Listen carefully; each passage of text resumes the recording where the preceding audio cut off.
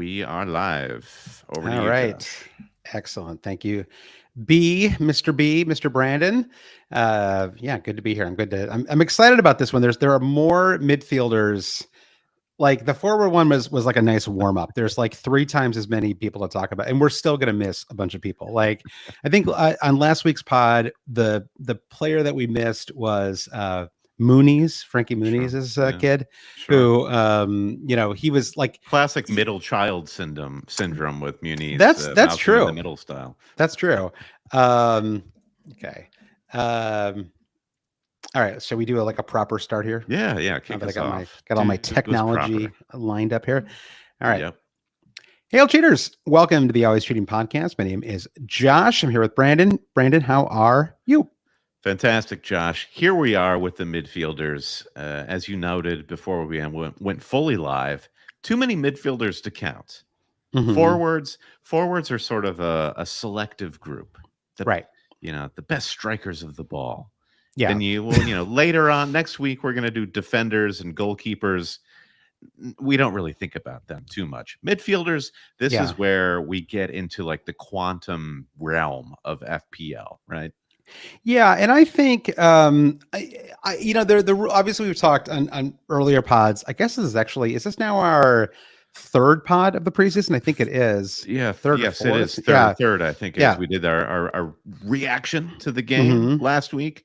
Go back and listen to our forwards, best picks in the game. Yeah, here we are with mids. So number 3. Absolutely. And if you want to find out more about how the game, the rule changes, which are, I think, exciting, although honestly, if you didn't read about them at all, it wouldn't change. It's not like it's going to radically change your approach. It's more about the kind of in-season strategy, I would say, right? I think that's what changes. But I think when it comes to actually picking players, and I was thinking about the midfielders, for example, that we were going to discuss on today's pod, I wouldn't say that all of a sudden I'm like really interested in like Bruno Guimaraes or something like, God, I'm sure I butchered his last name. That's a very hard last name to say. You did fine. Newcastle's Bruno. I wouldn't say like there are like a number of defensive midfielders that I'm suddenly super intrigued by as a result of the changes. I think, maybe they'll end up affecting things more than I expected, but I think basically you're still looking for goals and assists, and that's where you should be kind of putting your budget and just in general. I mean, it's always good to think about your 4th and 5th midfielders and let's say like 5th midfielders if you're going to play 4.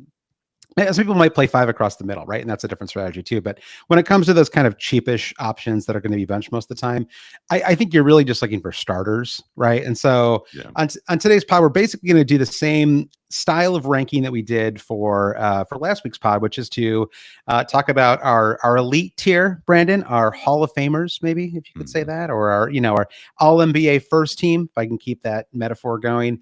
And then you have your All Stars, and then you have your kind of, it's like the third tier is like a mix of oft injured, right? It's like or sort of affordable. Could have been grades, and it's a mix of like people who like you just absolutely know what you're going to get. You're going to get 8 goals and 6 assists from some of these guys, right? There's certain kind of, and then there's the kind of people in there who are like Luis Diaz, where it's like he's 7.5 million.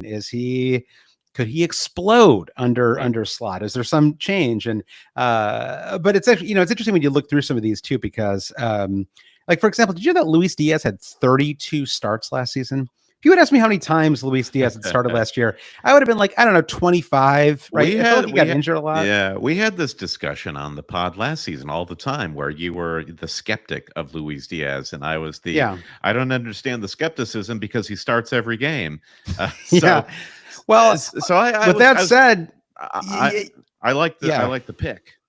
Well, yeah, but I mean, he only had 8 goals and 7 assists. So for 32 starts, I feel like that's kind of disappointing. If he doesn't honestly, score a goal, does he even start? Honestly, it's sort of like if a tree falls in the woods in FPL. Yeah, I mean, Jared Bowen had twice as many goals as Luis Diaz last season. They're priced the same. Like, what is the? It's so funny. Like when you start to look at some of these players, it's like you realize how much of your kind of team building when it comes to fantasy is a kind of wish fulfillment. Like, I don't know about you. I love Luis Diaz. I enjoy watching him play. Yeah, I would like to have him on my team. I would like to see him have a Sung Heung-min level season where he has like 20 goals and 10 assists. There's really no evidence to indicate that he's actually going to do that. But, I'd like to see it happen. That's what illustrates the complications with the midfielder section of FPL, where with forwards, like we opened the pod saying, they pretty much have one route to fantasy points, and that's scoring goals. You occasionally get a number 9 who, like a Roberto Firmino, who is better at assist fulfillment. Even Ollie Watkins to a certain degree. Yeah. And then defenders and goalkeepers, it's pretty clean cut. You get the clean sheets, goalkeeper saves. Occasionally you get the wing backs who have different routes to points, but midfielders, you said wish fulfillment, Josh. There's just any number of ways in which midfielders can become fruitful fantasy assets. They can just be the Mesut Ozils, where they're getting at least one assist every match. Or De Bruyne. I don't know why I reached for Ozil. Yeah, I was gonna say Ozil maybe 1 year. Yeah. There are the goal scoring midfielders like Mo Salah, who I'm sure is going to be the bulk of our conversation in this episode. Sure. And then you have those midfielders like Martin Odegaard or Luis Diaz, where you feel like they are just one career step away from becoming this magic fantasy asset, be it through goals or through assists or I don't even know what. There's just so many ways these guys can score for you. It's almost the question, right? It's like if you can hit on one of these, like Eze is probably maybe the peak example of that this season, right? If you can, like, he's available for 7 million in terms of the upside that you could get for him, right? He also gets injured like every third match, right? And so there's a kind of, he's a little bit in that Diogo Jota camp where it's like, man, it's like if it just all came together, it'd be. And Jota, by the way, I do think he has some interesting out of position potential. There was a quote from Slot from over the weekend where he said, "I want to play with a true forward this season." Now, he did not say, "I want Darwin to play as the true forward this season." So I think it could be very interesting what we see, up front. I mean, honestly, it could be solid. I mean, again, you and I, or I guess everybody who's listening to this podcast, if you're kind of a fantasy player, you think about stuff through a fantasy lens, right? But of course, for a normal person, for a normal person, Mo Salah is a forward, right? In the game, he's classified as a midfielder. It always trips people up, I think, when they first get into fantasy. Like, wait, that player is a... Or for a normal person, they don't even say midfielder forward. They're like, oh, Salah's a winger. He plays wide. Right. Yeah, exactly. So there's a lot to discuss in this week's pod, but just interestingly, now that we're talking about players that we'd like to succeed, because there's actually quite a few, I think, on this list. Is there a player that you are rooting against? Like, do you have an anti-wish fulfillment player? Is there a player that you would like to see? Again, these are all millionaires. They're all doing fine. You're not going to hurt anybody's feelings. Like, who would you like to see, not succeed this season in fantasy? I got one. Okay, you hit me. This is a great question, and you go first. I want to put you on the spot here. Okay, well, I guess I'm sort of sick of the whole Pascal Gross adventure. Okay, it's like a book that most of your friends have dipped into, and you're just kind of like, yeah, it wasn't for me. I don't really want to talk about it. That sort of a thing. So I guess I'm rooting for the like boring mid-tier guys. I want this to be a like all action, very flashy midfield season. That is my hope, I guess. Yeah. So I mean, that feels kind of mean spirited that I just went for Pascal Gross. He's fine. Maybe he's Garnacho. I find Garnacho to be very annoying just for superficial reasons. The haircuts that I know. Sometimes I do root against a player because of his haircut, and I don't feel great about it either. But we're all human. We have instinctive responses. Now, if we could include forwards, I feel like I know who you'd pick here, Brandon. Well, Richarlison, obviously. Of course. Yeah. The hate mail is already rolling in for this 10th season of Always Cheating. That's true. Somebody responded to last week's episode saying, nice podcast, but I didn't like the disrespect to Mo Salah. And I was like, what did we say about Mo Salah? I didn't remember either. I assumed you did, because you have a tendency, especially once we enter hour 2 of the pod, I feel like that's when you get like a little more unleashed. Well, like you get the polite version of Brandon. The first 55 minutes or so. But just to preface all of this, to all the Garnacho fans, the Pascal Gross fans, our job in preseason is to prognosticate. It is to wildly prognosticate. Can we predict the decline or the incline of anybody's fantasy career? And to do this, we have to say things that half of the people listening are not perhaps not going to take to. Exactly, and that's where my anti-rooting interest, because I have an interesting one, because I actually quite enjoy watching him as a player. Like when you remove the fantasy from it, I really enjoy watching him play.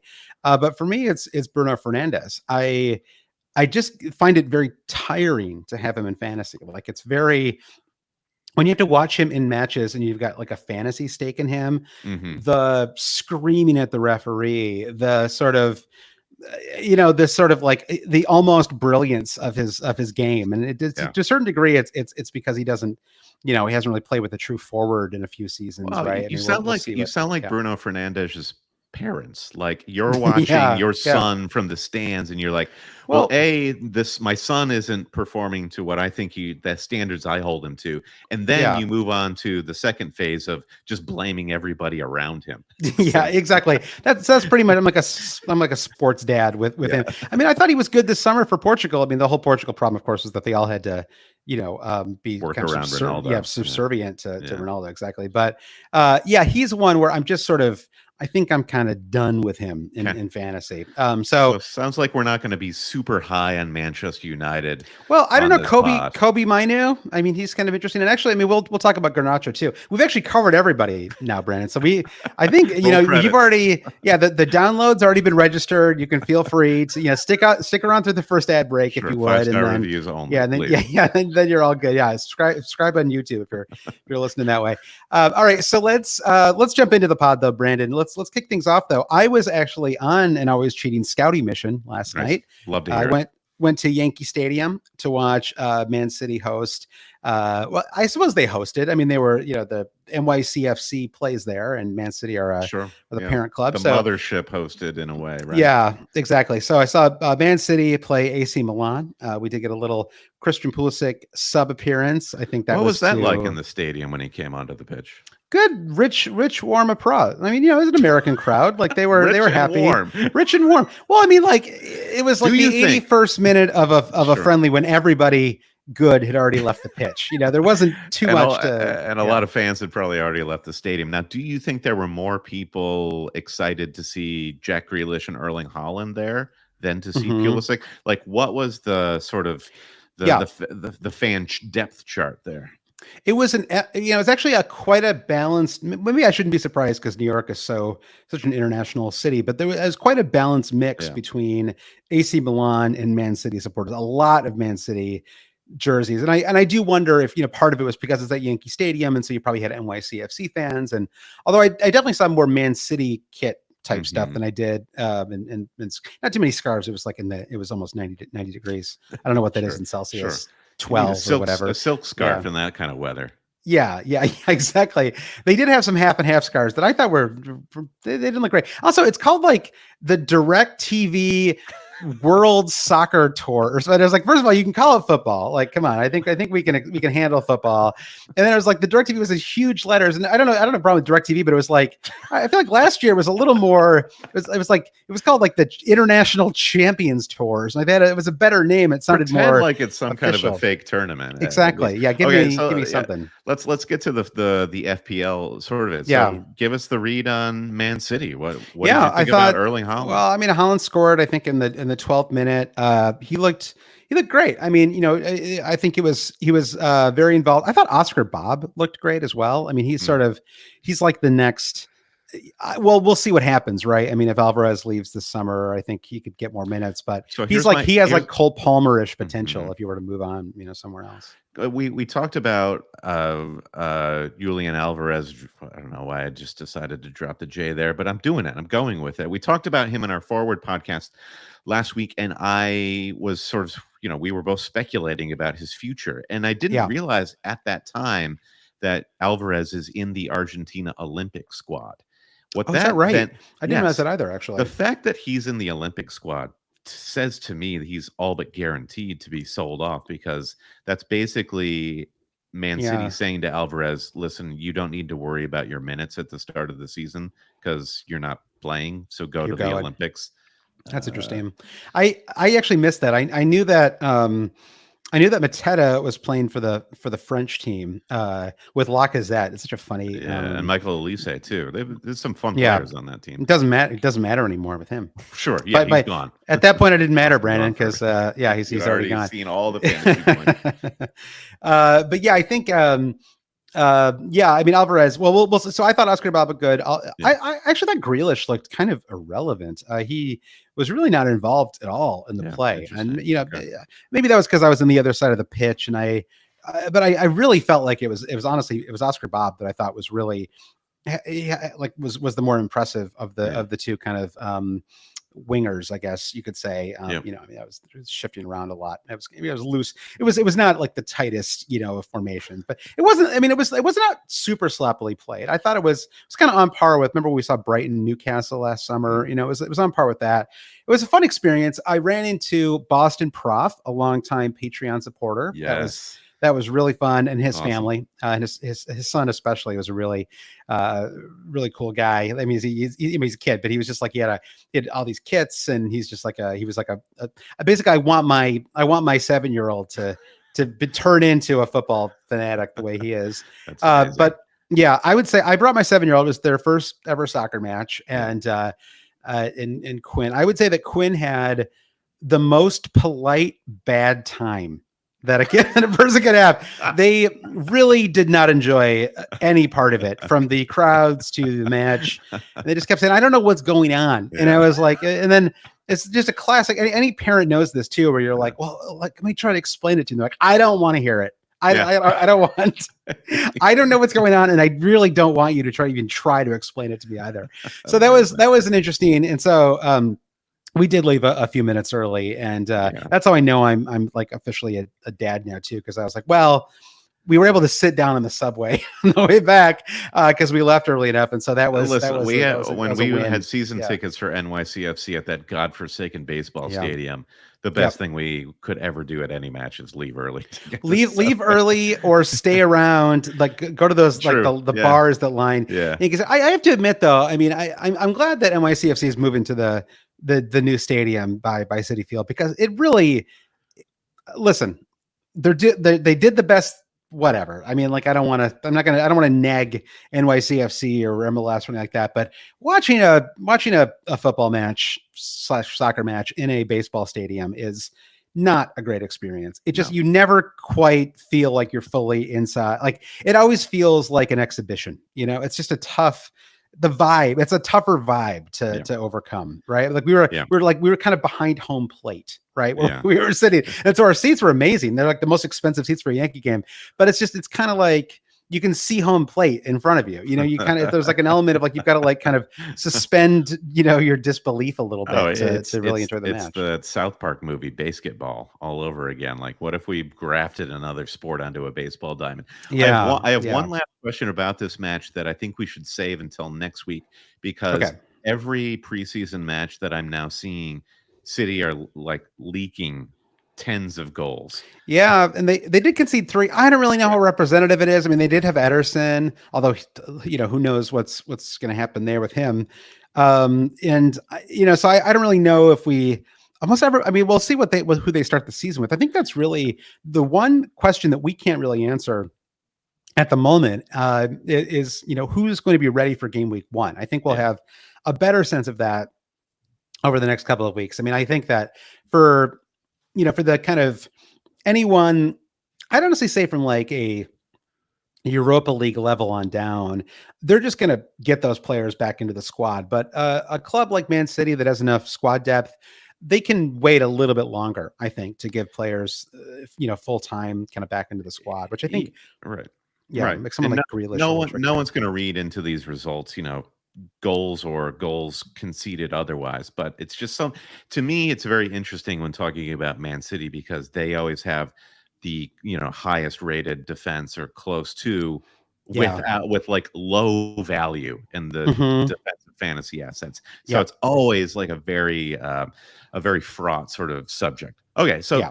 I love these scouting reports. If you have scouting reports of your own from preseason matches, you should reach out to us, shoot us a tweet or an email, and because there's so many. Like if I go to my FootMob app and just see club friendlies, it's just like Oh billions yeah. of them happening Oh yeah. every day. Arsenal, Man United Yep. played last night as well. I think that was a 1-1 draw. Went to pens. And again, like you never want to read too much into this stuff, but it can be useful. And certainly if right, like seeing Holland score so easily in yesterday's match, it's another Mhm. reminder that maybe despite the price, we have a player who is truly going to be fresh going into the season. Maybe we just have to kind of swallow our um, fiscal responsibility, Brandon, and Sure. our Take out a loan. fiduciary Mhm. responsibility to have a balanced squad Call and mom and bring dad, in. borrow Yeah, some yeah, cash, you'll be yeah, fine. exactly. Pay it back later. By the way, a second ago I said it made the preseason stuff made Grealish tricky, and that I meant Foden actually. Foden is the one that I think is a little tricky Sure. because Yep. of the break. But so as we mentioned before, we're going to talk about midfielders on today's pod. There's the news is finally starting to we're starting to get actual news, right? Like Yep. transfers are starting. If they're not fully across the line, they're starting to get there. And there's enough interesting news now that I thought we could maybe start today's pod just going through some of that as well. Do some kind of quick thoughts. So the first one is one of the bigger signings. It hasn't officially happened yet, though it looks like it's going to happen maybe as soon as Monday, which is Ricardo Calafiore. It's a great name, by the way, Ricardo Calafiore. He's set to sign with Arsenal. It's a 40 million deal. He can play as a left back or a center back. Apparently, this was one of the deals that Arteta was really enthusiastic about getting across the line in preseason. And so I think it creates an interesting situation from a fantasy perspective, which is you don't sign a 40 million left back / left sided center back without planning to play him some serious minutes, right? And so I think it creates a little bit of a. I mean, first of all, I think Zinchenko is just in trouble now. Like he might be more of Yeah. the Champions League type option. But I think Jurgen Timber. I mean, the classic. I mean, it's truly preseason when an injured player gets treated. Arteta said it was like a new signing. The classic, Mhm. like it quotes, he's like a new signing for us. So you have Timber, you've got Calafiore joining. He played a lot as center back last season as well. So I do think that it creates a little bit of risk for Gabriel too. And so I don't know if you've been following any of this at all, but does it sort of give you pause with Arsenal's defensive assets? Yeah, following it a little bit and certainly seeing Timber line up in virtually every Arsenal preseason squad and often in the center back position. Now, I mean, it's a little bit more fluid in Arteta's system, Sure. but it it makes me agree with you even more in that where does Timber play? And if you get Yeah. Calafiori and Timber, who would both be potential starting options, then yeah, Zinchenko and Gabrielle gone, and then you could feasibly have a Saliba, Calafiori, or Saliba Timber plus Yeah. Calafiori on the left, and then like whoever's playing on the right. It's So got to be Ben. I mean, I think, oh yeah, yeah, Ben White, of Ben White's course, got to yeah. be, yeah. So I mean, I I don't have a strong opinion on Gabrielle's abilities at center back. I generally think highly of him. It's hard, like I've rarely been watching an Arsenal match and seen like, well, Gabrielle is the most at fault player in the defense. Like Yeah, Saliba's also one of the best center backs in the league, and he'll have one mistake sure. a match. So Yeah. I think it's tough. I think it's very tough to call from a fantasy perspective. To your point, so like, are we suddenly back at Saliba is the only guy if you're not willing to pay the Ben White price? Yeah. I mean, it honestly makes me wonder if Ben White is worth the extra 0.5 million. Yeah, I mean, right. he really did come on as a kind of So attacking good, right? Yeah. fullback by the second half of last season. And maybe we are kind of underrating that a little bit. And maybe he's Yeah. worth that extra 0.5. And it really just depends on what you do with your midfield, I think, because we'll talk a little more on this pod. I know that I feel like, and again, it's just like a little bit of like taking a scan of what I'm seeing people talk about board. It feels like a lot of people are trying to talk themselves into a Salah Holland starting 11, right? Like start the season off with those two. And if you do, and there's some reasons for that. And we actually, one of the questions we have in our mailbag section of today's pod, we'll talk about that a little bit. But if you do, I don't really, it makes it very hard, I think, to squeeze in the kind of Ben White type players. And if you go without even one of them, I think you have the money to do it. So yeah. So that's a consideration. I think the other move I want to talk about is another Arsenal move. This one I'm really curious to know your thoughts as a Fulham supporter, and that's looks like Emil Smith-Rowe is going to join Fulham from Arsenal, and he's 5.5 million. Last year, obviously, didn't play much. 2 seasons ago, he had a 10-goal season though, and super talented. I mean, I think it's an interesting signing. What do you think? I love the signing for Fulham. I think every Fulham supporter was terrified after the Polina sale, and there was just like crickets coming from Craven Cottage. Like, see a couple of outgoings, including our best midfielder, and there's nothing coming in. Emil Smith-Rowe, it's tricky when you see the like cast-offs from bigger clubs like in London. You're like, are we getting like the leftovers? But with Smith-Rowe, he's young enough, and we have like actually seen enough of him in important matches in the Premier League to say, yeah, this kid has talent. And from a fantasy perspective, I think he only sweetens the pot for Fulham, because in my initial draft, I had Andreas Pereira, who's also 5.5, set piece taker occasionally on pens for Fulham. So what does the Emil Smith-Rowe signing do for the rest of Fulham's assets? Well, I think it just makes everybody better, because I could see Andreas remaining more central, and then Emil Smith-Rowe being the replacement for Willian / Iwobi on the left. And I can see actually the attacking prowess of Fulham actually getting better. And then there is a knock-on effect to the man we left out of last week's podcast with Muniz and Frankie's boy. But I to go back to that striker conversation, I do feel like, because you've got possibly 2 options in Andreas and Emil Smith-Rowe at 5.5, I feel like I'm going for the Fulham midfielder there every day over Muniz, because I wonder if there's just like more to pick from in this bracket, or like just like either it's not that there's more to pick from in the bracket for forwards, it's just like there's just different options that I like better. He's 0.5 million cheaper too, which is not exactly than Muniz. So I think it's a good signing. I think it's kind of an exciting move for them, just because you never know. I mean, you could get that kind of like Jesse Lingard at West Ham level season, right, where it's just sort of talented player has been itching to get more minutes. Finally gets that time and kind of explodes. I mean, or even Andreas Pereira, who did the same thing coming from Manchester United to Fulham. Fulham is just like one of a handful of great clubs in the Premier League where players with talent can get just that much more room to breathe and express themselves. And Marco Silva is, I think, really good with young players. And I have a feeling that Emil Smith-Rowe and his agent don't agree to this move unless there's some sort of an understanding between him and the manager that, like, I'm coming to be in the starting 11 if I play well enough. Yeah, I think that's. Yeah, certainly, I'm sure they hope that happens, right? Certainly, yeah. And there's certainly no one could guarantee that. It's all down to player performance.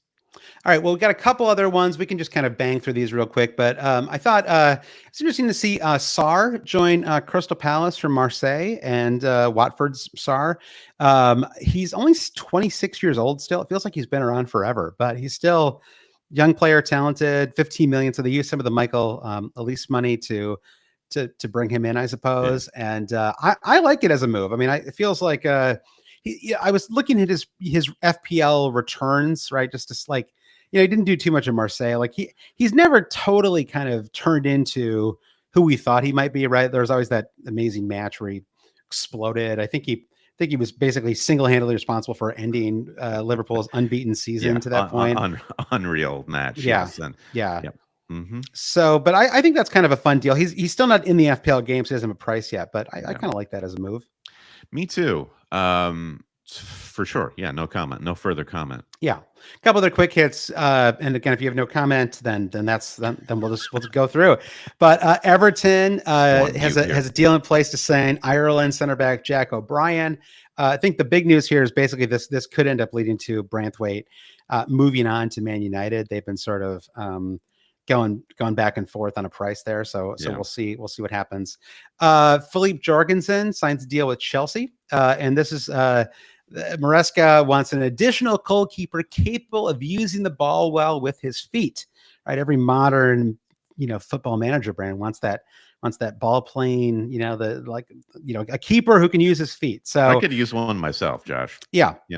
Just to clean the toilets and wash the dishes. It'd be great. Exactly. It'd be amazing. Yeah. If I could use my foot like a third hand or fourth for that matter, like Doc Ock, that'd be incredible. So that's an interesting move. We'll see what he comes in at price wise. He big could be for the Jorg Hive. Yeah. Big week for the Jorg Hive. A big week for the Jorg Hive. So then Ederson could be on the move. There's two Saudi. That was breaking from Boston Prof last night. I didn't realize how close that was to happening, but there's a couple of Saudi Arabian clubs. And the comments were kind of disheartening. I love Ederson. I don't want him to leave. And Pep was like, well, I hope he stays. And Ederson was like, he was basically like, yeah, exactly. Death warrant signed. Yeah. And Ederson was like, who knows? We'll see what God decides or whatever. Like, oh, okay, great. Like, or your manager, like your agent who's going to make money from any deal that happens. So unfortunately, Ortega's priced at 5.5 million. So it doesn't really open up a cheap goalkeeper option, but FPL cut us off at the pass there. Yeah, exactly. They were smart. They were smarter going into this season. I felt like they knew what they were doing going into this new season, Brandon. And then one final quick note, which is that Brentford's new signing, Thiago, who we talked briefly about in last week's pod, likely out for months with an injury, which makes Ivan Toney likely to stay, and I suppose likely to be a starter. I know you're like, do you think this is like a Nancy Toney. Kerrigan sort of a situation where Toney just like I mean, who knows? He might have some debts he's still paying off, to some various bookies. He might have, who knows? So this could maybe make Toney an option. Brentford do have a nice run of fixtures to start. It's crazy, Josh, how quickly I've pivoted on Toney to where I don't get it. I'm not interested anymore. You're way too. I know. I feel like you're way too down on him. I like Ivan Toney. All right, so he scored a great pen too for England in the. I think it was in the quarterfinals. A great novelty pen, what every Premier League manager wants. Yeah, that's true. It would look cool though. The look away, no look pen is cool. Okay, come on, give me a break. All right, so we should get into our midfielder discussion though. I want to quickly note our Patreon is up and running. Got a bunch of new Patreon supporters this week. First of the month comes up in a couple days too. It's a great time to with a little cameo there. Yeah, exactly. We'll see at the crossroads. By the way, what is the Bone Thugs and Harmony? It's the first wake up. It's the first of the month. Whatever that song's called. I really only know Crossroads. That's the only between the two of us, we know Bone Thugs. We know two songs. That's true. So you get an extra podcast each week. We're starting to plan out those. We want to have more guests on and do some more fun things this season. Once we kind of wrap up our preseason discussion, we're going to do a live. I think our plan is to do a live deadline day, stream just for our Patreon supporters. So that's going to be a lot of fun. We're going to get those leaks this year. Yeah, exactly. We're going to be on the clock. I'm going to make sure I'm going to clear out that calendar, Brandon, and be ready for that pod. Well, the newest invention by the Always Cheating Patreon community is the community team that our friend Francis and all the brain trust in the Discord is getting up off the ground. So that's just like one of many things. Like we're going to have a weekly community run team in addition to all the vast other mini leagues and cash leagues you can join at your will. Yeah. So extra podcast, mini leagues, kit giveaway contest. I've got one of the kits that we gave away right behind me here. Yes. I won't even try to say the club's name any longer. Yeah, there you go. Brendan said it, so I didn't have to. And thank you to our newest Patreon supporters, Claire Hennigan, MJ, Daniel Bell, Craig Jackson, and Mike Scrafford. Craig Jackson's new producer. Ooh, thank you. And we should also thank producer Andy Penn too, Brandon. Nice early. Wow. Well done, Andy. Yeah, we don't do a lot of pods in front of a live studio audience, but it's nice. It's nice when we do. Thank you for coming, everybody. Yeah, thanks everybody for joining us this week. We're also super excited to partner with Fantasy Football Hub again this season. So if you can go to fantasyfootballhub.co.uk/always to get up to 50% off a season-long Hub membership that lasts. That discount lasts until game week 1. That's fantasyfootballhub.co.uk/always. I really, honestly, even before this pod today, Brendan, I really like this preseason guide that they've got. It's a kind of a great one-stop shop, super useful. You get Ben Prellin's transfer planner spreadsheet. You win your money league or get your money back. Money league, mini league. I meant to say, not money league. It's not money train or whatever I'm talking about here. No, this is like it feels like a gimmick, like send in a proof of purchase to Fantasy Football Hub, but no, like this is the real deal. And we were talking with them just last week, and they're like, this is serious. We've had people, like, they've been in contact with people where. But where it's just like, how did your season go? But they're very serious about the tools they have, and we hear it too. Like, the more engaged you are, the better your odds are of just having a better fantasy season. And the fact that the Hub puts their money where their mouth is and says, listen, the tools we have are going to help you win, or at least help you enjoy. And this is like where it fits with the always cheating ethos, right? Is, to make fantasy fun is secretly to win at fantasy. And like the more tools you have at your disposal, the better. And the fact that That's Hub true. just sort of like collects them all in one place for you, so you don't have to go scattered to various Twitter accounts, etc., is just super convenient. So fantasyfootballhub.co.uk/always, and use that URL to get 50% off any tier at Fantasy Football Hub for the entire season. fantasyfootballhub.co.uk/always. Wow. We're gonna have to clip that, Brandon. That's such a nice, clean little read for me there. And then our Super League open to everybody. No payments or discount codes required. You can just go to alwayscheating.com and click the button at the top. Join that Super League. It usually gets around 20,000 plus. Nice strong number. So a couple seasons ago, we finished in the top 5 mini leagues on the site. I don't know how. I know there's sort of like the dark art to calculating that, but it's a strong league, Josh, and it's hard to win. That's why we call it the Super League. But if you win, listen, get anything you want from the Always Cheating digital. I think I finished in the top 300 or something like that once. Hard, yeah, exactly. I just want to get on the first page one year. I just want to get in the top 50. All right, Brandon. Well, let's jump into our elite midfielder. Well, it's a midfielder discussion. We're going to kick things off though with the elite midfielders. Let's see. I have 1, 2, 3, 4, 5. I slipped 5 midfielders into the elite tier here, Brandon. And just like we did last week, I'm going to share with you a link to my fun little spreadsheet, Brandon, with all this data that I have pilfered. No, I haven't pilfered. It's freely available, but I took it from ffstuff.com. You did the work, so our listeners didn't have to. And I love that about you, Josh. Thank you. I did. And there's a chap. Oh, there we go. I figured out how to share something with you. It took me got it 60 seconds. But I'll also share my screen here, Brandon, so you can take a look at it. You don't even have to click through if you don't want to. So we're going to kick things off though, Brandon, with our elite tier, right? So these are the players that are, at least some of these players are going to be in virtually everybody's squad, to start the season. And, obviously you can't have all of them because they're just too expensive. But I think there are 5 players that fall into the elite tier this year.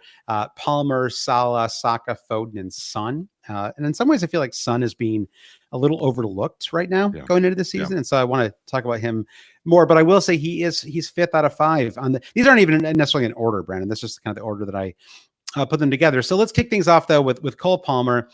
We actually ended up talking about him weirdly, not weirdly given how rambly you and I can get, but we ended up talking about Palmer on last week's pod. A massive jump, right? Started last season at 5 million, leaves from Man City, goes to Chelsea, and kind of immediately turns into, I guess it took him a couple of weeks to earn a starting spot, but kind of once he did, it was because I remember when you and I went to London in early November, I remember you were an early adopter of Cole Palmer.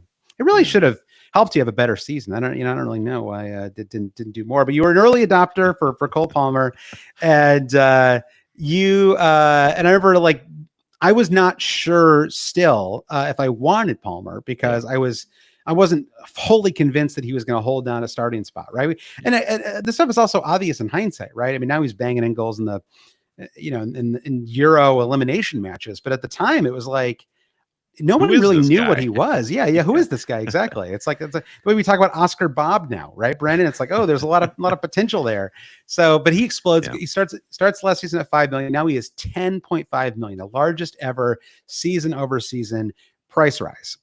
Currently owned by almost 60% of managers in the game. So he has a gigantic ownership already to like in preseason.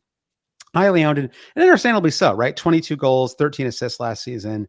Again, we really only have one season to even refer to because the numbers so thoroughly dwarf anything he did before that, right? Because he kind of only got spot minutes at Man City. He was on pens for Chelsea, but not only was he on pens, but he was an incredible creator, right? I mean, he was just incredibly involved in kind of everything, every part of Chelsea's attack last season.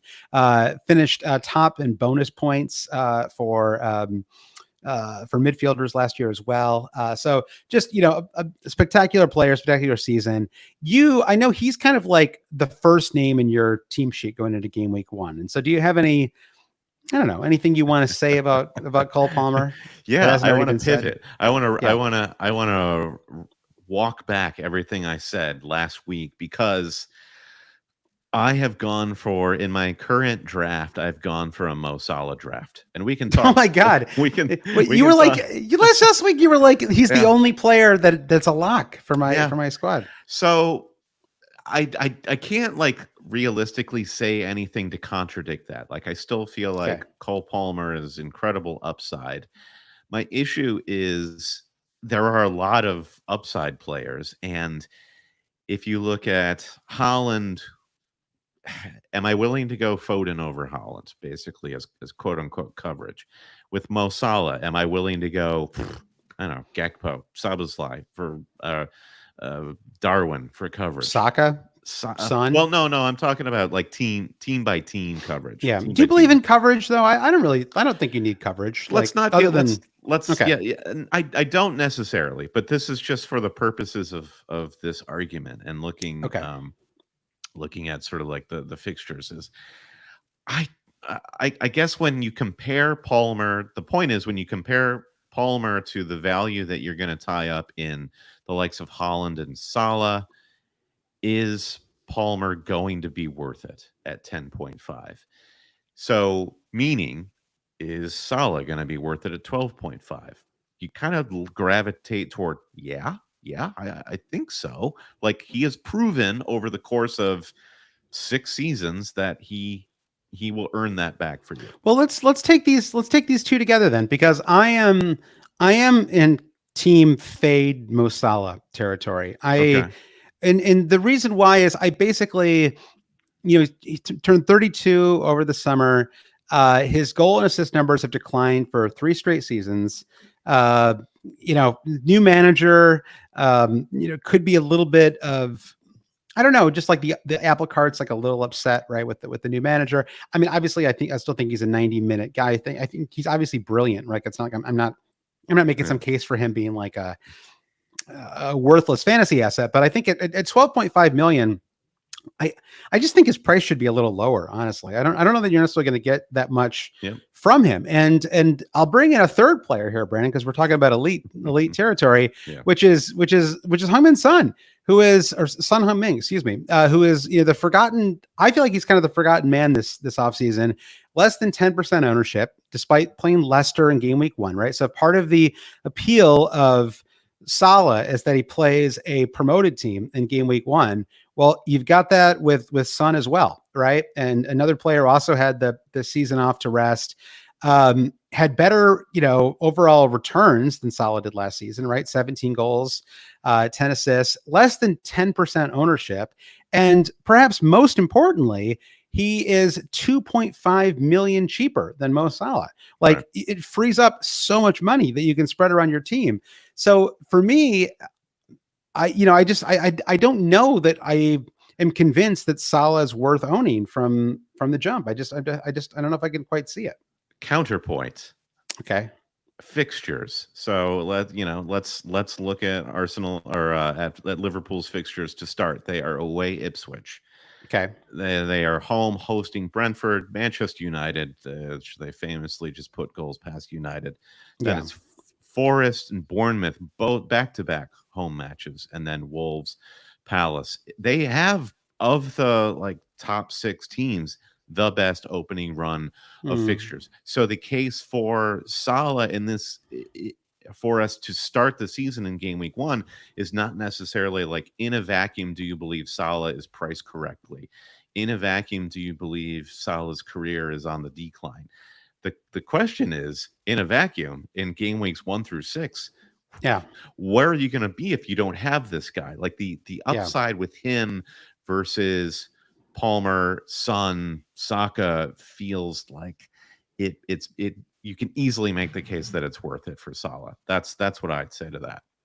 Well, I do think the fixtures are good. I just would you still have Holland in that case too? Yeah. So in the current draft, I have Holland. I guess like my most expensive core players would be Holland, Isak, Mo Salah, Saliba, and Guardiola, and then Yeah. it's you're then picking and choosing from the mid tier after that. So I do have Holland as well.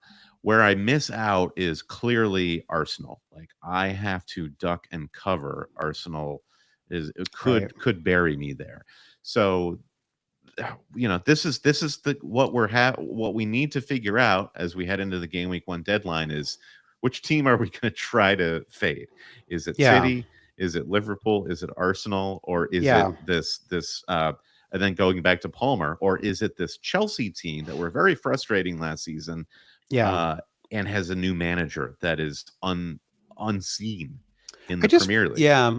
I just feel like I can get there with Holland a little more easily, even at his price, because I just feel like I can just captain him every single week, kind of regardless of fixture. But I feel like if you have Holland, and the reason I asked it whether you'd have Holland too is, I think Yep. once you start going fixture by fixture, it's like, well, are you, when are you going to captain Mo? It's like maybe game week 4 when, no, it wouldn't be game week 4 because Man City hosts Brentford. So game week 3 when they're away to Man United and Man City are away to West Ham, maybe you could, it's like, so it's like it's a lot of money for a player you're not necessarily going to captain in kind of any of Right. these fixtures, and so I think that would be the other argument against him is that, almost feel like if you don't have Holland, then I think the case for Salah gets stronger, right? Because of his consistency. And so you could sort of, you're like, well, I'm just going to captain him every week, right? I'm just going to, like, it's like you pick one of the two and then that becomes your captain. But I just think having both, it requires a lot of sacrifices, and I think it does make the captaincy a little bit tricky too. So potentially there is a yeah. great 1-2 punch with the captaincy, with Salah in game week 1 via Ipswich, and then Holland in game week 2 via Ipswich. Yeah. And that's one you have to set up to have both of them, because you can't play I'm going to take a hit to get Holland in for game week 2. That seems silly. No, you to really me. can't. You can't pre-bake a transfer with either one of them. They're just too expensive. Yeah, and I guess that's where I just, Son is just an interesting one to me because he scored again this weekend on a friendly for Spurs, and I just think like Leicester, Ipswich, I think they're both equally kind of strong fixtures, Sure.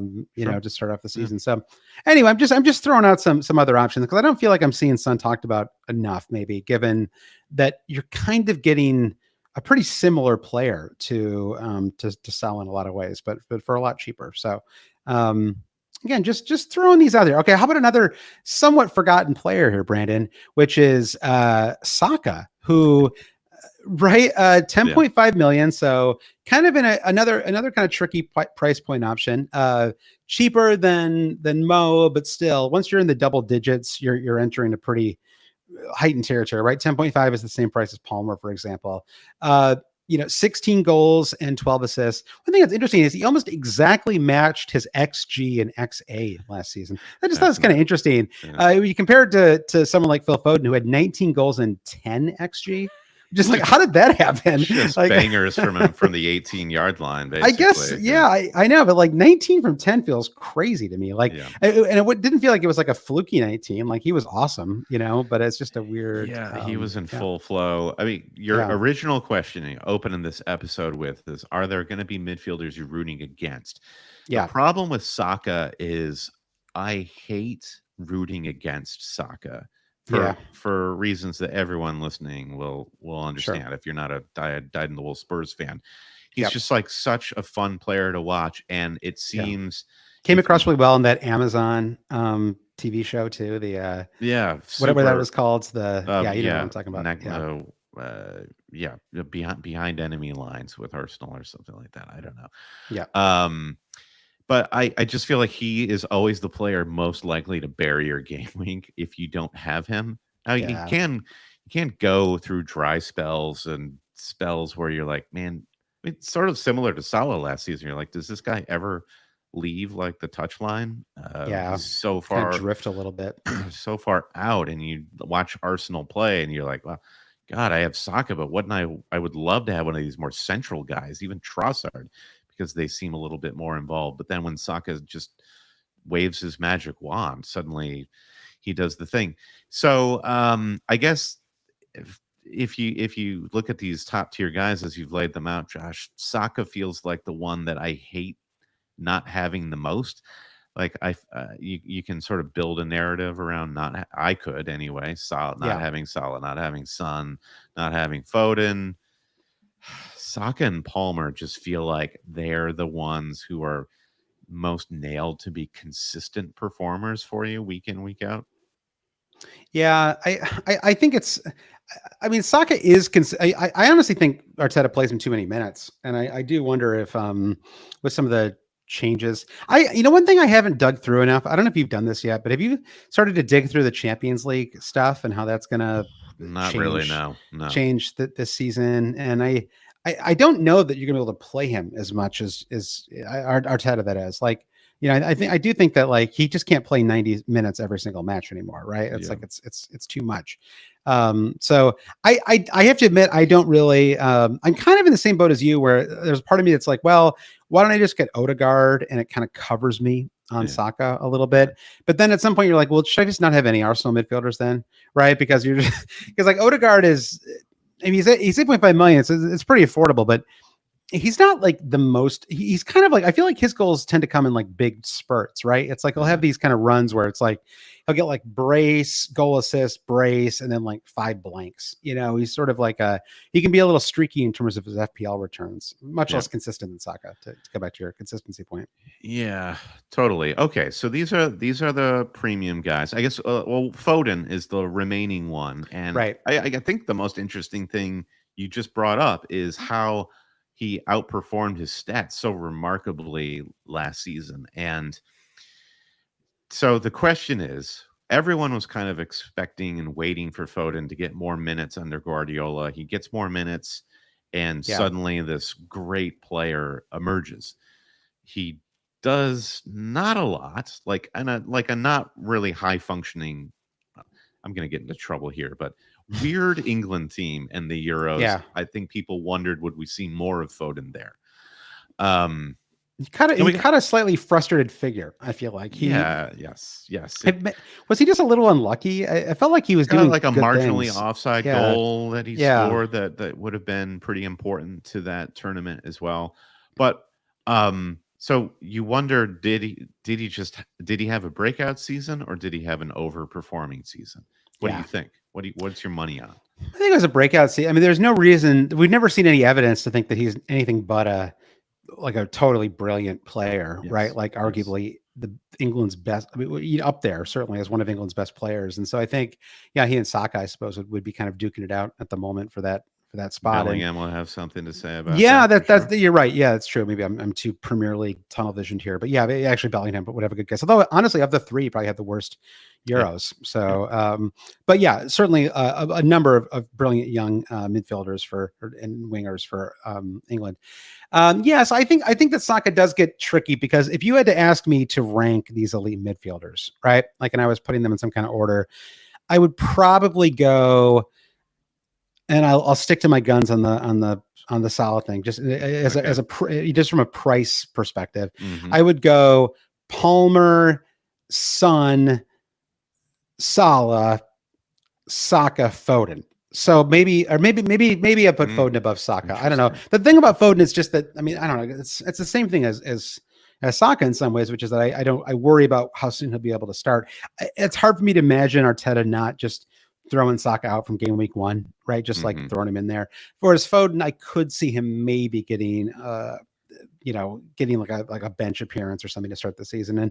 And again, that's only one match, but I these are important things when it comes to, every week counts in fantasy, right? Like I don't really want to go into the season ideally with anybody who's a bench risk, right? Like, so this is the reason why you've put Son over Foden and Saka in those rankings there. Is it an X minutes sort of a thing? He's just going to play more? No. I mean, I just think Son has consistently been the better fantasy asset over those players, and he has an attacking manager. I mean, it's just true. Like literally, like just from like a, if you look at just straight up points, it's true, right? But if you looked at goal returns, I think that I mean, maybe I guess Foden nicked him by a couple of goals. Again, on 10 XG, Brandon. Let's keep that in mind. But let's see. Okay, yeah. What do you think? So Foden scored 19 goals on 10 XG. What do you think? And I don't actually know this. I'm going to pull it up real quick. What do you think that Son's XG was last season?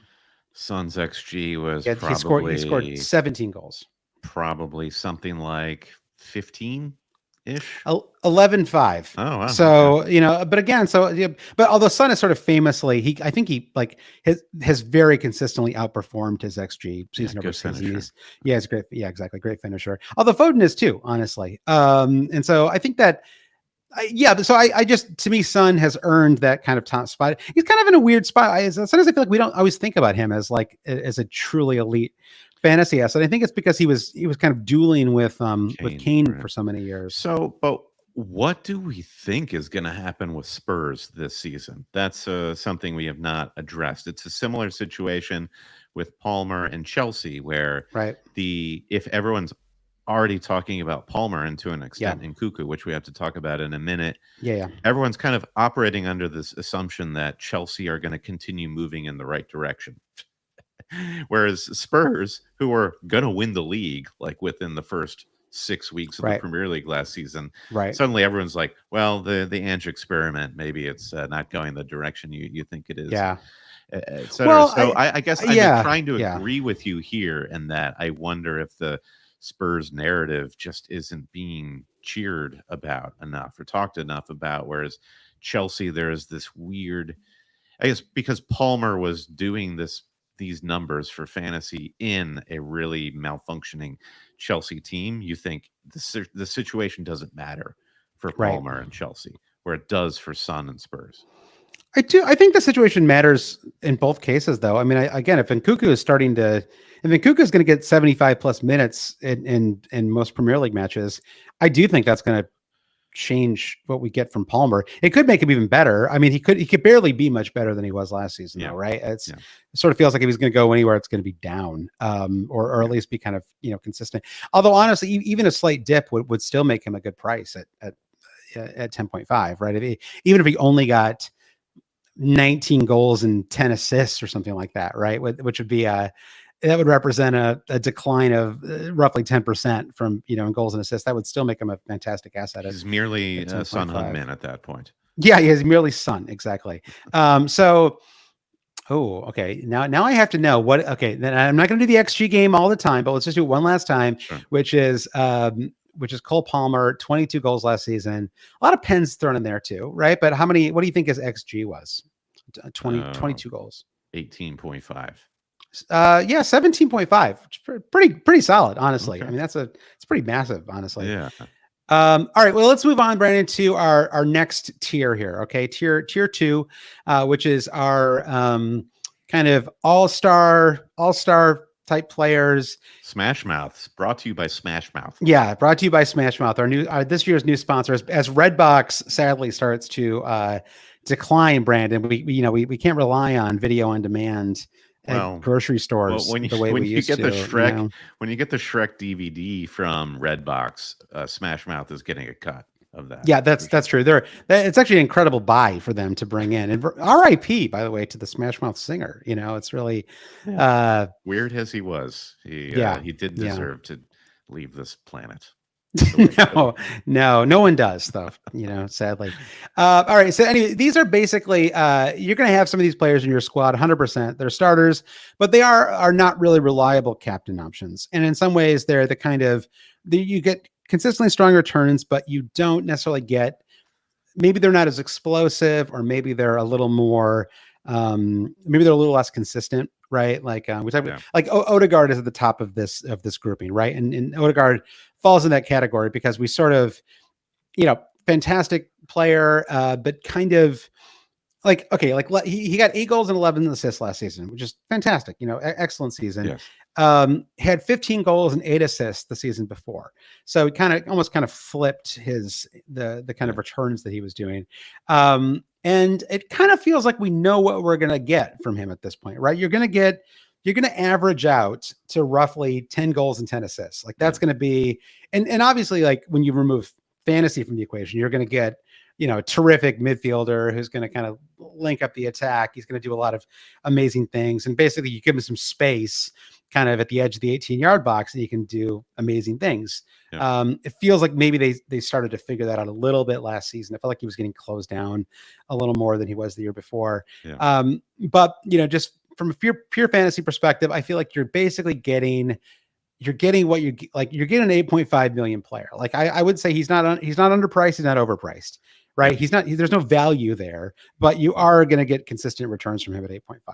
It's a little bit like buying, I don't play the stock market enough to know what a good example is, but like a stock where the whole world knows that this company is on the ascendancy. It's not like we found Odegaard when he was priced at 6 million.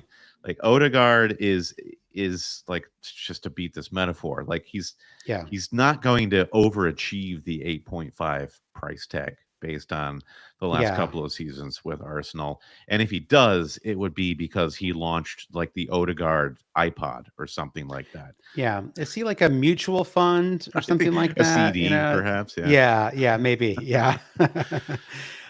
I think so. I mean, it's funny that we talk about him though in those safe, secure terms, because he's like one of my favorite, most exciting midfielders to watch in the league, and I'm constantly rooting for him to maybe turn that corner and become a global superstar. Like that player is potentially in there. And there's I agree. There's something still kind of fresh about him, and maybe because the expectations were sort of low when he joined Arsenal. He, didn't quite work out when he was it was Barcelona, right, before he joined Arsenal. Real Madrid.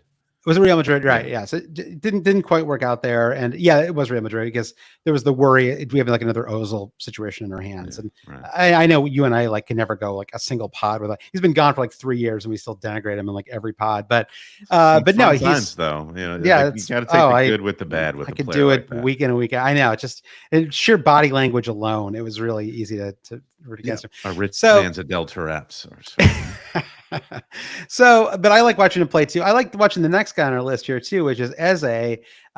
11 goals and 5 assists, right? Not spectacular, but that's 11 goals and 5 assists and only 24 starts. Yeah. Right. And may take on even more of a scoring load now that Elise is gone. It felt like we were starting to get something out of Palace, kind of the last third of last season. It felt like they were really starting to step up. Obviously, Mateta played super well too. He's a little bit of a risk to start the season because he's with the French Olympic team.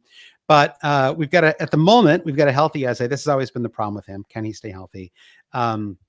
But at 7 million, it's incredibly tempting to start the season with him, kind of regardless of fixtures, right? Because he's just like a kind of perfect fourth midfielder, right? If you can afford him, or maybe a third midfielder, but just like in that kind of third, fourth midfielder realm where with a player like, to me at least, when I've got a third midfielder, I don't mind if I don't get a return every week. What I want is the potential for some like 14 pointers, right? Some matches where I might get goal and assist and 3 bonus or something like that, right? Like I might get some kind of double-digit return, and I feel like he's got that potential.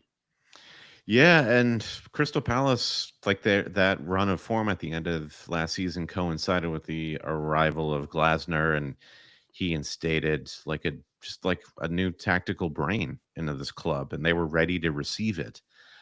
I am a little slow to act on Eze, I think, just because the team makeup will be a little different from Yeah. the end of last season, with Elise gone and Mateta probably being late to arrive to camp. So Yeah.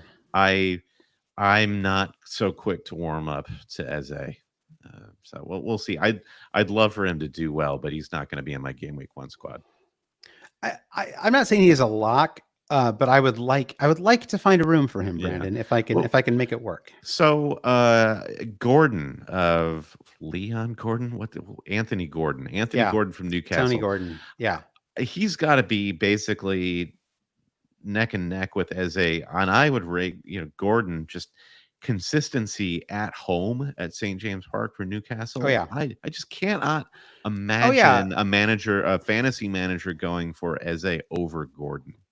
Yeah, I mean, at the 0.5 million could make a big difference. Gordon's 7.5. He's in this tier as well, and it's kind of interesting actually because it almost feels like Palmer took a little of his shine, right? I mean, like he was probably the biggest year-over-year exploder once you take Palmer out of the equation. He had 11 goals and 16 assists last season. It's a ridiculous return. And he's only 7.5 million. I mean, it's sort of interesting to me that Palmer got the 5.5 million bump. Now, obviously, just in terms of twice as many goals for Palmer than Gordon, but 11 and 16 is spectacular, right? Yeah.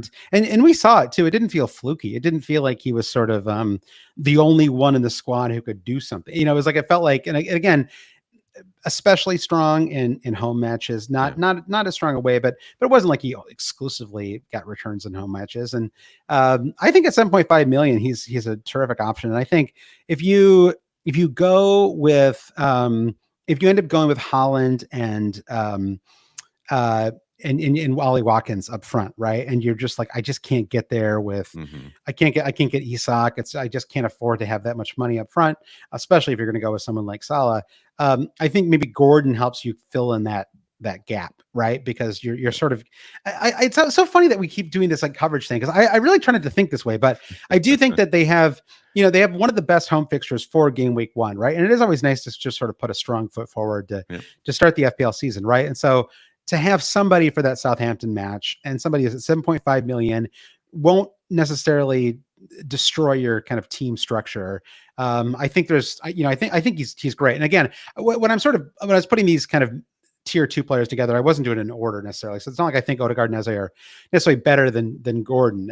But it's, I think you're right to bring him up. I think he's maybe he is at the top of this tier 2 list. Yeah, and to be clear about coverage, I think what we do as fantasy managers is you're to a degree betting on outcomes. So, and what you need to do is bet on like the widest range of, it's just like the most goals, the best opportunity to get fantasy points. And so coverage is like, I am pretty sure that Newcastle is going to score 2 to 3 goals against Southampton in game week 1. Right. Coverage isn't like I need one player from this team. It's just like I think that a pool of players are going to have a share of those points. I'm going to fit as many of them as possible in my squad. Yeah, and I do think I mean, from a make fantasy fun again perspective, Newcastle's going to be on TV a lot this season, right? Like they have especially for home matches. I think so. I mean, they're I think that they always are, right? Newcastle is just like especially when they play home matches, they're always on TV. Like they're just one of those teams that often gets a Sunday slot. That there's like St. James Park looks good on box TV. Office for like shirtless big body shirtless fans. Yeah, and I think there's an expectation that they'll be very good this season. I certainly expect them to be good this year. They've got pressure to get back to where they were 2 seasons ago, back in the Champions League. That's the expectation from the mothership. Absolutely. And I think how especially is under some pressure. But I think when you think about the coverage thing though, I think when you look at Gordon, the other one who sort of is in the 7.5 million category is Jared Bowen, who had a sneaky good 16 goal, 6 assist comeback season last year. Like really bounced back.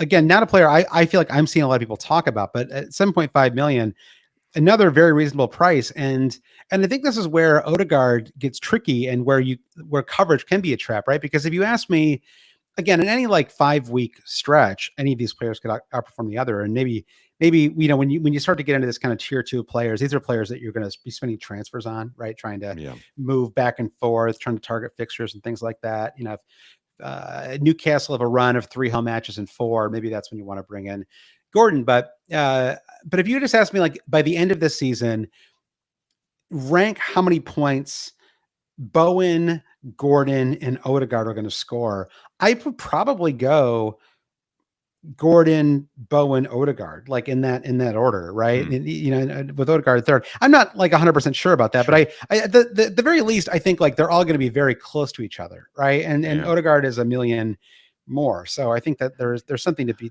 think about there. I don't totally disagree with you. The question mark for Bowen is Lopetegui coming to West Ham, and he has a generally good reputation, even though things just went terribly for him at Wolverhampton. Yeah, I am a little. I just don't really understand what we're going to see from West Ham to start the season, which is the ding against Bowen. Yeah, and that's true. Is Bowen going to have FOMO? Like he sees all of his buddies from the Euros, like going back to great teams that, are rockets to the moon. And he's like going back to West Ham where, like, I don't know, maybe West Ham are going to like be great to start the season. Maybe, and I look like an idiot. But well, I mean, this gets to another player that's in this tier 2, which is Luis Diaz. I didn't even throw Jota in here, even though you could as well. But Jota, this is going to happen every year. Every year he's going to get reclassified again. It's like he's going to go back and forth between forward and midfielder. It could happen again next year. But you have Diaz, 7.5 million, 8 goals, 7 assists. But again, another new manager situation. Played a lot of minutes for Colombia. They made the final of Copa America, so perhaps not going to be as fresh. May not even necessarily start game week 1. Again, I'm making huge assumptions here. We'll know more as we get closer to the game week 1. But I kind of talked myself out of Diaz as I was kind of preparing for this pod. I just see a lot of players that I kind of like more than he does, and maybe. You talked about fixtures with Salah before, and I guess that might be something I need to factor in a little bit more is, do I just really kind of want a Liverpool player? Again, not to have a Liverpool player, but just to have a player for a good run of fixtures, who it was 5 million cheaper than Salah. Should I consider him? And so, what do you think about Diaz? I guess he is in this unfortunate camp where I don't know why this is. Because he is a fun player to watch, but like, why am I waiting for Colombia? It's like I'm waiting for Gakpo or Darwin to be the guy, and I can't just let Luis Diaz be the guy. I'm trying to be too smart for this. But I think you're getting at the problem, right? Because I don't have Gakpo in here either, right? Yeah. Gakpo and Diaz were 2 of the most fun players in international football this summer, right? Gakpo was incredible for the Netherlands, arguably their best player. Diaz was similar for Colombia. Carried Colombia to the final. Yeah, exactly. It looked awesome, super fun. They're both fun. I mean, like, and so if one of the 2 of them, or Jota for that matter, who just unfortunately, it just only has about 120 minutes in him every, before he gets injured again. It just can't stay healthy. It's a super fun player though too. So it feels like of those 3, one of them could emerge as a great Liverpool asset, but it doesn't feel like any of them are a game week 1 option because it just feels like too. I mean, it's one thing to target a good fixture, but if it really feels like it's like you're just kind of taking a wild swing, then I'd rather just go for the consistency of someone like Gordon at home. Totally. They're odd. The odds of all these Liverpool guys succeeding feel equal in a way. So I agree with that point. Yeah. All right. Two last tier 2 players. I feel like they need to be in this territory, but I'm not feeling as high on them. One is Kevin of Bruyne, Brandon. He's from the Bruyne region of Belgium. Kevin of Bruyne is priced at 9.5 million. So, a little bit of a discount. See, I can't even find him on my chart here. That's how far down you've got to go to find this guy. He's already moved to Saudi Arabia. Is that what happened? I don't know. Exactly. It sounds like he's going to stay. There were the comments were a little more optimistic about him than they were about Ederson. So we'll see. Anyway, KDB's on here somewhere, but he, Kevin De Bruyne is 9.5 million. He's 33, if you can believe it, Brandon. Yeah, want to feel old. Jesus. Kevin De Bruyne is now 33 years old. He is injury prone, a bit overpriced, probably at risk of rotation, if only to preserve his health, right? Not necessarily a risk of rotation because he's not doesn't still have like it, long but he's COVID just, or something. What's going on with him? he might as well. He has the footballer's version of it, right? He He's needs got to be long football. He needs to be, wrapped. He's got long football. That's exactly. He's like Alexis Sanchez style long football. I like it's just we just trash every. We need to find a way to start trashing Santi Cazorla and just get every former Arsenal midfielder. I know that's true. I'll never say a bad thing about poor Santi, that 5'2" legend. So I think that KDB, he's off the table for me. I don't know. Would you consider KDB? No, I don't. Maybe for a good run or something. Yeah, it feels like it's a transitional moment. That's the weird thing about Liverpool is we've still got some of these great guys we've been riding with for years, like Salah, and I don't know how long until Diaz enters that. But City just feels like they are going to be quicker to transition, and I think there's enough talent to offer De Bruyne some. It can just let him take the foot off the gas. A little bit. Yeah, exactly. Maybe you focus more on the Champions League. I mean, it could be the reverse. I mean, we saw this with oh my gosh, I'm forgetting give me a hint. With Kun Aguero. We saw this with right. I knew I'd get there eventually. We saw this with Kun Aguero though, where he his last season in the Premier League, he basically was a Premier League specialist, which made him a great fantasy asset because you kind of trusted that he was going to get the Premier League starts, and then Gabriel Jesus was going to get the Champions League starts. And I can't remember if it worked out exactly that way, but it felt like we got that with him. So maybe KDB turns into that, in which case he's more viable. But truly a wait and see option. And then the final one is Bruno Fernandes, who has to belong in here. But I have to say, he's really in that Odegaard territory where it's like I had this idea in my head still going back to the pre-COVID season that he is like one of the elite class of fantasy assets. And when you go back, it's really just the one season, right? Like maybe if you count 1.5 seasons, if you want to count the half season when he joined, he was I believe he was a January signing for Man United. And so he had that first year, he had 18 and 14, right? Spectacular. Great. Cole Palmer-ish, Brandon. Great returns. But the last 3 years, 10 and 7, these are goals and assists, 10 and 7, 8 and 9, and 10 and 9, right? So not even really getting double-digit returns or just squeaking across the line.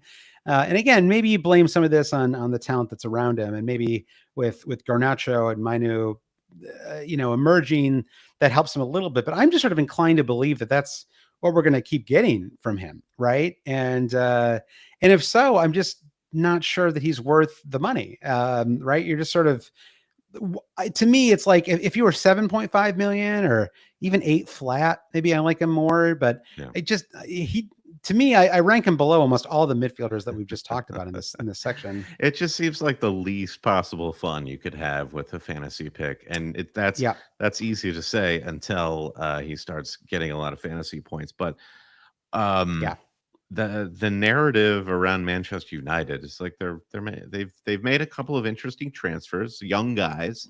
Yep. I will wait until that corner actually gets turned with Ten Hag before I commit to somebody like Bruno Fernandes. I just can't trust that club at the moment for consistent results, and that's the thing at this level, even at the mid-tier level. You want some semblance of consistency in it, and it takes a lot for Bruno Fernandes to be so inconsistent that we sort of just move him out of the discussion. And that's the kind of season he had last season. So he's on the naughty step. He's not making fantasy fun. No. I'll say that much about him, sadly, right? I mean, we again, like maybe Ronaldo finally retires and we get by the way, Ronaldo is 100% going to play in that 2026 World Cup, right? Like, yes, he's not going to retire in the next year or two. Right? He's gonna kick around any country that'll have him, right? And like, when he's 40, he's I'll have him in the U.S. He's going to go to LAFC, right? He's going to go to like the hit, like one of these, like, or maybe he'll go to NYCFC. Oh, I thought you were suggesting it was going to change national teams, which would be incredible. But oh no, that would be incredible. Annoy me on my own content, but no, no, I just think that I think he'll join. He'll do like the Messi at Inter Milan or at Inter Miami type move, and anyway, all right. So yeah, we'll see. Now we're just really hitting all our hater notes here, Brandon. We're hitting them a lot all. of feelings today. All right. So somehow we still have 2 sections to go here. So we'll go a little. Well, I knew this was going to be a lot of clubs to cover. Although let's make this lightning round. I like that. That sounds like the beginning of the Garth Brooks song "Thunder Rolls," which classic. The lightning will soon strike. Sadly, Garth Brooks not on Spotify. What's up with that, Garth? Sadly. Yeah, I know. I'm not the biggest Garth Brooks fan, but I listen to him sometimes. You got to get back on iHeartRadio, Josh. You don't like Friends in Low Places, Brandon? Of course you do. I can sing that song to myself in my head whenever I want. I've got I guess that's true. My memory Spotify. All right, that's true. All right, so anyway, we got our high risk, high reward, mid-tier options. There's also I tossed a couple steady but unspectaculars in here, but mostly it's the high risk, high reward guys. So again, we'll whip through these. But Leon Bailey, 6.5 million. Are we sleeping on him because he was mediocre the season before last? It does feel like maybe we are a little bit. 10 goals, 11 assists last season. And Brendan, hands up if you did not know that he had double-digit goals and assists last season, because I have to put my hand up here and confess. Assists? What? He had 10 goals and 11 assists last year. Okay. All right. Yeah. I mean, considering the returns, 6.5 million is quite a good price, right? I mean, you're basically getting like what, 25% more than you're going to get from Bruno Fernandes for 2 million cheaper. Okay. You have to at least consider Leon Bailey. I mean, I think for me, I believe he was 5 million 2 years ago, and I had him for like a quarter of the season, and it was hugely frustrating. I felt like I got nothing from Bailey during that run. Right. And so I feel like and sometimes you have to wipe the slate clean with a player. And I wonder if maybe we need to start doing that with Bailey. And I wonder as we get closer to game week 1, I could see him starting to pop up in more squads. Because again, that price is so good, right? The recent million of Moussa Diaby as well. Right, that's true too. Opens up more spots, and then in the Villa midfielder, and Rogers, who might be 5 million. Super budget guy. Villa midfield is I agree, going to pop up in the weeks to come. Yeah. So Bailey's an interesting option, and Cuckoo, who again, let's maybe almost table him until our pre-game week 1 discussion. I think that there's definitely something there. He's reclassified as a mid, injured almost all of last season. Had some nice moments though. Scored a really nice goal from a corner kick in like the 95th minute, like in the second half. I think they were away, maybe they're at Wolves, and but had 23 goals and 9 assists in his final Bundesliga season. So again, a 23 goal, 9 assist player who was effectively injured all of last season, but was considered a top signing for Chelsea, right? Like when they brought him in, is at a super cheap price. He's almost like a new signing, Josh. He's almost like a new signing. He's like the Jurrien Timber of Chelsea. So he's interesting. Steady but unspectacular player coming in for you here, Brandon. It's Morgan Gibbs White, 6.5 million. Interesting thing about him is he has back-to-back 5 goal, 12 assist seasons. Those feel like weird returns to have back to back, don't they? Yeah. 5 and 12 back to back. That's odd. It's like, I wonder if going into like game week 38 last year, he was like, it's like, I only want to score 1 assist in this game. I want to, it does seem kind of fun from a numerology standpoint, Brandon. We need to think more about what 5 and 12 means. Well, going back to, we learned a couple of weeks ago, I think that 12 is a great number. Yeah. Gibbs White, though, is going back to my stock market metaphors. Yeah. I never want this. I feel like this is as high as his stock gets, 6.5 as a price tag. Yeah. This is a bad time to buy. Yeah. Yeah. You don't want exactly. He's like GameStop or something, right? It's like maybe there's a moment where it's going to shoot up, but long term, it's the jig is up with him. Yeah. Mbomo, 9 goals, 7 assists last year. Again, the returns don't really point to how good he was before he injured his ankle, missed months. Yep. He was, I mean, and granted, Ivan Toney was out for a stretch there, but he was always a good player, and he just really stepped up in Tony's absence. And another player, I really enjoyed watching him play. I think he's a really, really fun watching him come out, on the right flank. He's just a really, he's super fast too. So, but 7 million, I feel like maybe it's 0.5 too high. I would like to see him at 6.5. I think that's actually the problem with Gibbs White too. Gibbs White, I think, would be better if he was 6 million. It feels like 6.5 is a half million too much. And again, this stuff really ends up mattering a lot, especially going into game week 1, right? 0.5 here, 0.5 there. Garnacho and Mainu, I put them together because Garnacho had the better returns last year. 7 goals, 7 assists, comes in at 6.5 million. It's a very reasonable price. If I were starting the season with one Man United midfielder, I would go with him over Bruno.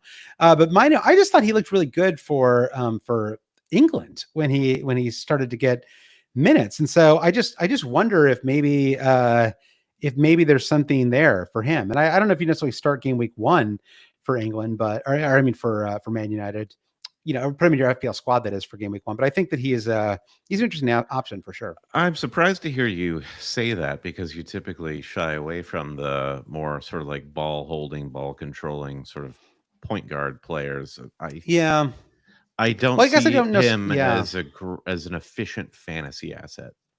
No, that's player true. As he is. I think it's just like, I don't know that we necessarily know where he's going to kind of settle in that squad still too. So I don't know. So yeah, certainly I think Garnacho is the better option, but I think 5.5 does start to like, you can at least consider some of these players when they're at 5.5, right? Like, especially because a lot of the kind of holding mids that were interesting in that realm, like the Declan Rices and the Rodrigos, all got price bumps this year that kind of knocked them out of contention, right? I don't even list them on even in this tier. I don't think they're worth owning. Even if Declan Rice does love a speculative shot from outside the box, I don't consider him worth having in fantasy. And then, 2 final ones, Brennan Johnson at 6.5, 5 goals and 12 assists last year. Again, I don't mean to be just so focused on goals and assists, but it's just a quick reference point, if nothing else, right? It indicates just how involved they were from an FPL perspective. But sneaky good FPL asset and a great price if he actually locks down the starting spot. There's sort of, I'm not 100% sure that he is an every week starter. I mean, I don't know. He kind of was last year, but I don't know. What do you think about him, about Brennan Johnson? Yeah, fine. Doesn't like spark joy. You're just down on Spurs in general. Well, this is a problem of mine. It's a personal problem. No offense to any Spurs supporters. Yeah. The whole discussion we had about Son, it comes back to Brennan Johnson, and I feel like if I'm gonna go in on Spurs, I feel like there are other players maybe I'd rather have. Even Kulusevski, like him a little bit more. He's a little more explosive. You're not gonna have Kulusevski. No, I'm not gonna have any of these guys. I'm not gonna have Brennan Johnson. Yeah. It's no shots at Brennan Johnson. Great player. I wish him the best of luck. I'm probably not gonna have him in my fantasy team. Okay, fair enough. And then Hwang Hee-chan, 6.5 million. Had a really another player who got injured late. I thought he had some moments where he was spectacular. I had him for a nice stretch in the winter too, where he was, I think the problem is that it feels like the front line is a little unsettled for Wolves still. And some guys popping off in the summer season here, like Gomez has scored a brace yesterday, I think it was.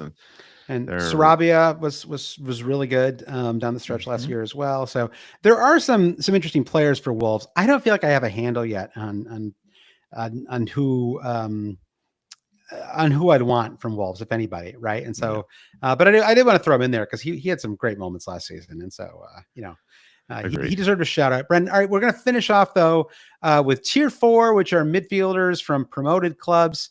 And there's not a lot here, to be totally honest. I totally understand if you check out now, but we got a couple more options here, Brandon.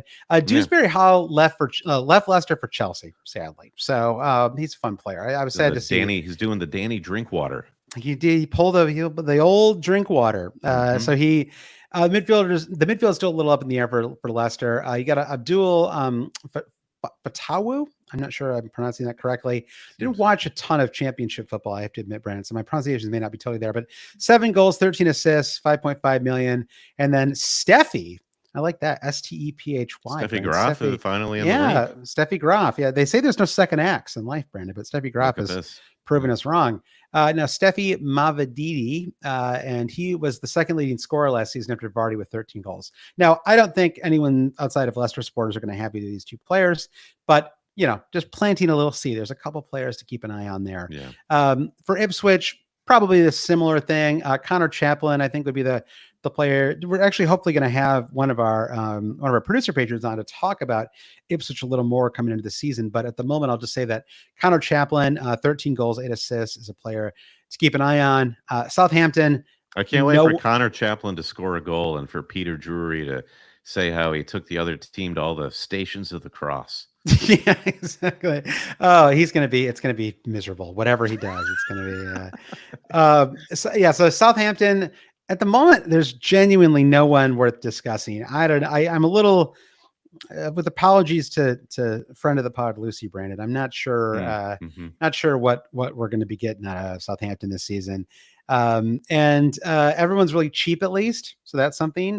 They sold Che Adams. They're dead to me. I don't even acknowledge the existence of Southampton. I think all of Scotland is going to have to write them off, sadly.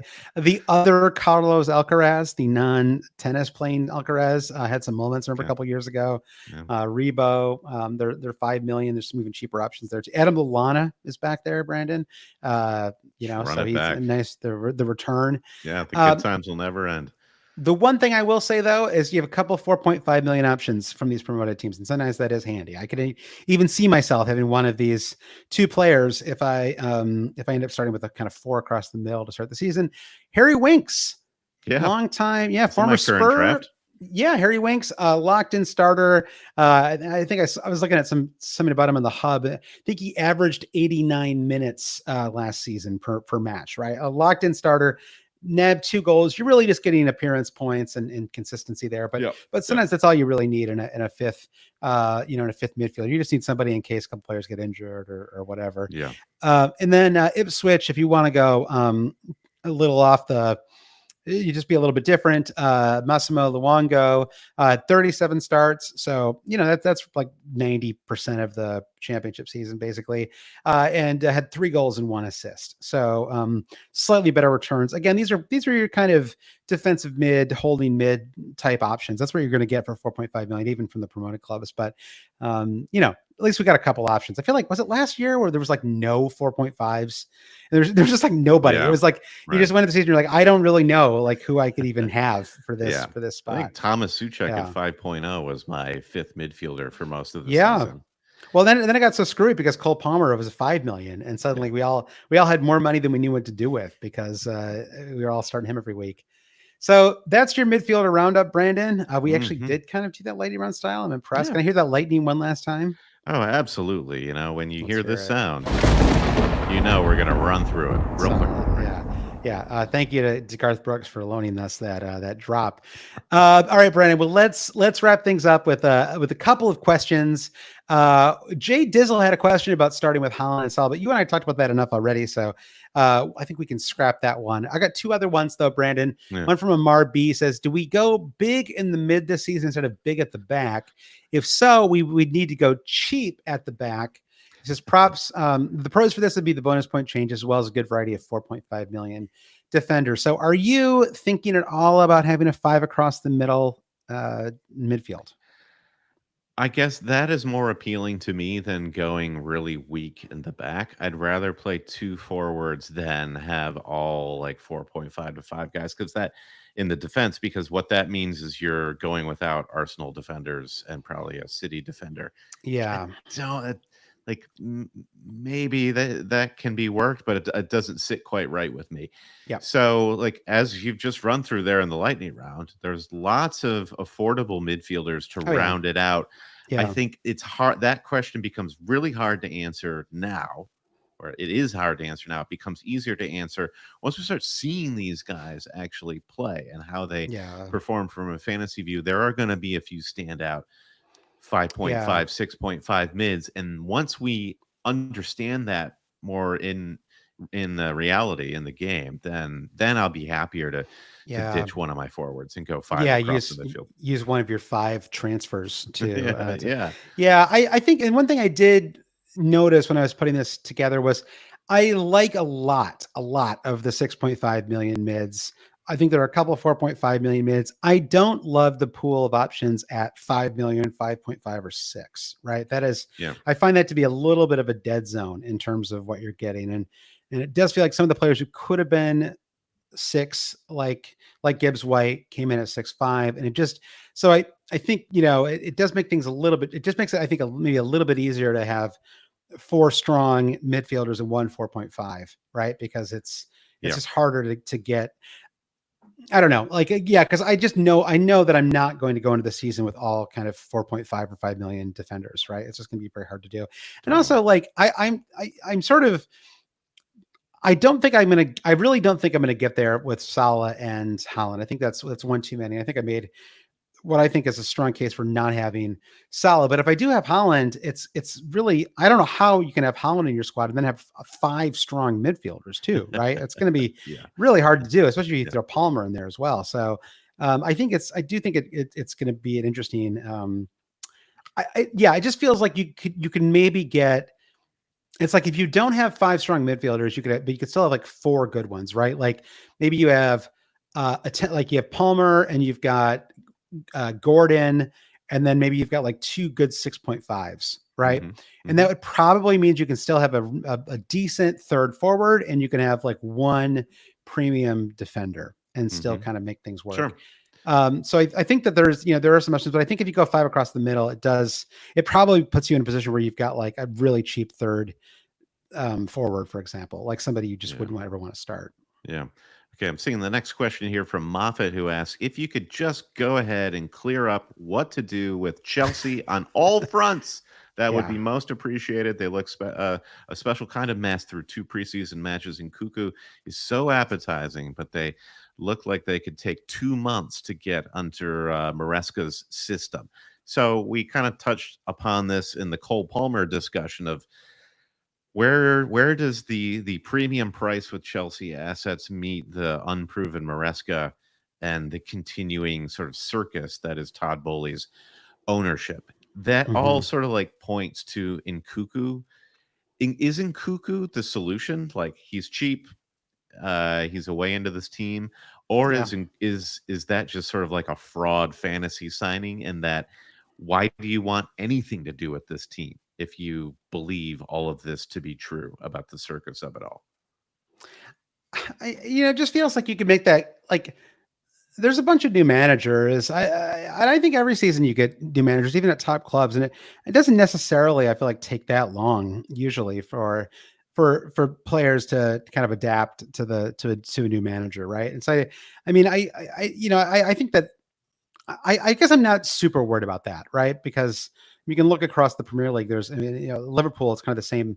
It's a little bit of the same problem with Liverpool, except I think that the problem there is really not. It's not a solid problem as much as it is um, a 3 midfielders. I don't know which one to have. Maybe there's a bit of a Darwin problem too, because I don't really necessarily know if he's going to lock up that forward spot. And the defense is a problem for Liverpool as well, I think. But we can talk about that on next week's pod. So I think that I just think there's a general feeling of chaos around Chelsea, right? Like that Hmm. you brought up Bowley, that hasn't totally gone away, right? And how could it until they start to make the Champions League again with some level of consistency, right? So I think, but I would say like at least the pecking order feels pretty established. Like I don't feel like anyone is going to like. I think if Nkuku is healthy and looks ready for the preseason, scored in the friendly last, a couple of days ago, then I think Palmer and Nkuku start.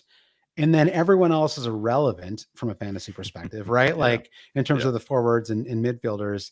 Um, I mean, Nicholas Jackson, I don't know. Maybe there's an argument for him. I'm not really convinced, but maybe there's an argument for him. It would be so I, hilarious if he just ended up yeah, being the guy who hoovered up all the fantasy points, it's where possible. Cuckoo and Palmer just are doing all of the Yeah. on the ball work. The fact that they play Man City in game week 1 is probably going to help me not have him, which I'm almost like thankful for. Right, I'm just not going to be able to talk myself into him, especially if I already have Palmer, right, or Palmer and Nkunku.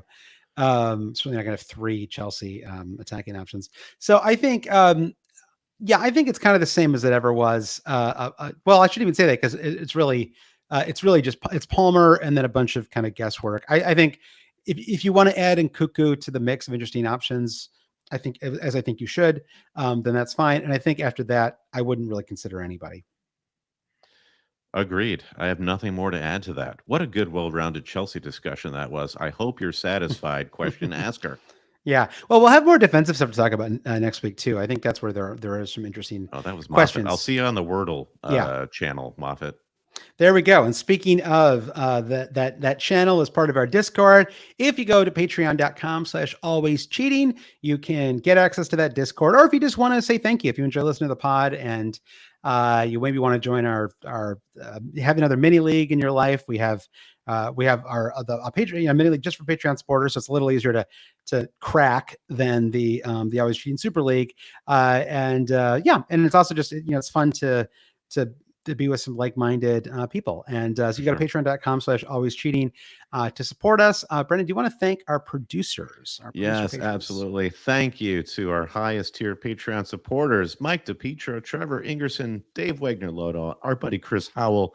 Had fun following Chris's journey through Los Angeles this past weekend. Andy Penn, Nick Wright, Lazaros Llanos, Jesse Halstead, Bruce Kerr, Brian Chin, Babas Kuhn, Rom Frost, Blair Jacobson, Todd Byerly, Andy Portlock, Dan Parsons, Terrence O'Donnell, Kerry Swanson, Jefferson Turner, Easy Does It, Francis Moore, Sam Shower, Craig Jackson, Colin, Caleb Robbie. We had a bit of a retooling of this list, so it's not super fresh. Caleb Robbie, Brian Clark, Thomas Tislov, Fred Jacobson, the Saint Gareth H. Shalin F. Kadakia, Rishi Negam, Noah and Louise, Travis Grant, Linus Vennerstrom, Matthew Skinner, Ben Coombs, Eric Kite, Rune Sandberg, and James Murray Wood. It's so important if you made it this far and you've enjoyed what you've heard, do rate, review, subscribe, share the podcast wherever you can. We'd be so grateful. Follow us wherever you get your social media. We're most active still on Twitter, which is what we'll call it, Hail Cheaters. Or pretty much Hail Cheaters anywhere else. All this information, including that Super League code information about Patreon, is at alwayscheating.com. And a quick reminder, if you want 50% off your fantasy football hub memberships, go to fantasyfootballhub.co.uk/always. That link is in the show notes. It's also right here on the screen on YouTube. Thank you for putting another great show together, Josh. I feel like I've been dreading tinkering, but I started earlier today with a fresh tinker on my fantasy squad ahead of the midfielder preview, and I'm feeling a little bit more confident bit by bit. So that's kind of like my message at this point in the preseason to managers is like bit by bit, let it come naturally. It's gonna happen. Well, let's plan to maybe we'll reveal our in progress teams on next week's pod. We'll talk about defenders next week, and then after that, we're going to get really into like game week 1 preview talk. So thanks everyone for listening. Once again, you can find us across all social media platforms, of course. But you can go to alwayscheating.com to get the league code and all kinds of other stuff. And you can support us on Patreon, patreon.com/alwayscheating. See you next week. Bye.